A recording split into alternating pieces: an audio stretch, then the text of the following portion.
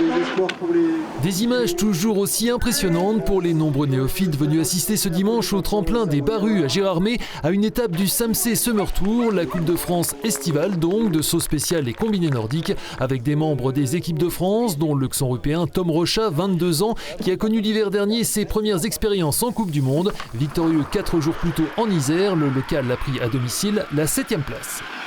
C'est dans une bonne dynamique, on va dire, donc puis c'était cool aussi toujours d'être ici avec la famille, les amis, c'est toujours agréable. Là, les prochains objectifs, ça va être la Coupe du Monde d'été à Chaux-Neuve, donc le 31 août, si je dis pas de bêtises. Et après, donc ce sera d'être en place pour les premières Coupes du Monde cet hiver au mois de décembre. Essayer de se sélectionner pour Coupe du Monde B ou A, on ne sait pas encore, on verra bien. Après des années fastes avec la présence de plusieurs Vosgiens titulaires dans les équipes de France, Maxime Laheurt retiré des circuits depuis 2019, Antoine Gérard et Julia Clerc qui ont mis fin à leur carrière en 2024, le département semble connaître un petit creux générationnel dans les deux disciplines. Maëla Didier, spécialiste de combiné, a elle rangé les skis l'hiver dernier après s'être expatriée en Autriche. C'est le tremplin le plus grand qu'on a dans les Vosges et c'est pas forcément suffisant pour les compétitions internationales. Donc en fait la plupart des Vosgiens ils partent en combiné dans le Jura après Manon et pour le saut spécial à Courchevel.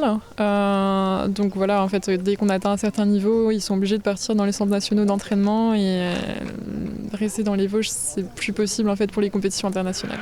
C'est le cas notamment du combinard Louis Gérard, 18 ans, qui comme deux autres sauteurs vosgiens, Pablo Donadini et Nathan Lecourt, fait partie du collectif Excellence 2030, des athlètes en devenir pour les Jeux Olympiques d'hiver en France dans 5 ans. On peut pas trop se projeter, mais on se fait quand même une idée, voir si ça commence à être possible ou pas, quoi, avec les entraînements. Et là, à l'heure actuelle Là, à l'heure actuelle, on sait qu'il y a encore beaucoup de travail. Cette Coupe de France aura en tout cas permis aux plus jeunes compétiteurs de s'aguerrir au contact des meilleurs tricolores, à l'image du Jurassien Laurent Multaler, vainqueur en combiné nordique de cette étape géromoise. Allez, joli saut pour Laurent.